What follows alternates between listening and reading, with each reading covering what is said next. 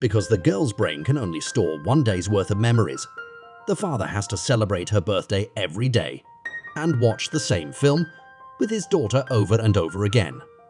But even though they've watched the same film thousands of times, the father still has a smile on his face. After putting his daughter to bed, he tied up the messy room and put the newspapers from a year ago back in their place, while her brother carefully poured Anna's shampoo back into the room. After that, the two of them repainted the walls that they had painted during the day. Finally, they took out a pineapple from the fridge for tomorrow. It turns out that on the way home from picking pineapples a year ago, the two had an accident and crashed their car into a tree on the side of the road and fell into a coma. But in the end, both of them were fine. But because Anna's head was seriously injured, her memory only stays before the accident, and she doesn't know anything about what happened after the accident. So she lived the same life over and over again every day, and her family accompanied Anna in the play for a whole year.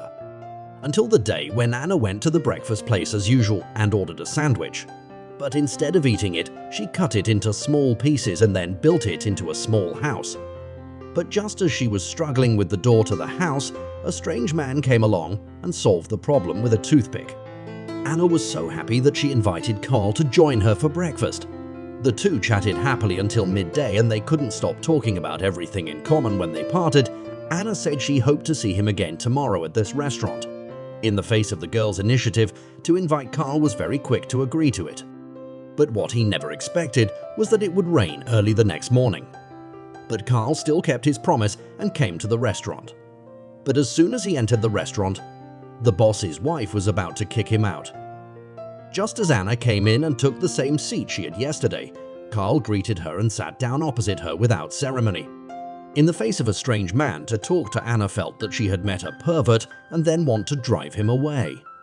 But it is clear that only yesterday the two met. Why today Anna suddenly seems to be a different person and disgusted that he did not know each other. Anna's words directly made Carl froze in place, but before he could react, Anna got up and shouted. Then the boss's wife dragged Carl to the door, and Carl learned from her about Anna's accident. I thought that after learning the truth, Carl would leave, but what she did not expect was that Carl would not only come to the restaurant every day, but he would also use the same trick as he did when he first met her to create a chance encounter. But after several attempts, Carl not only failed to gain her favor, but also made Anna feel disgusted with him. Just when everyone thought he'd give up, Carl played his own trick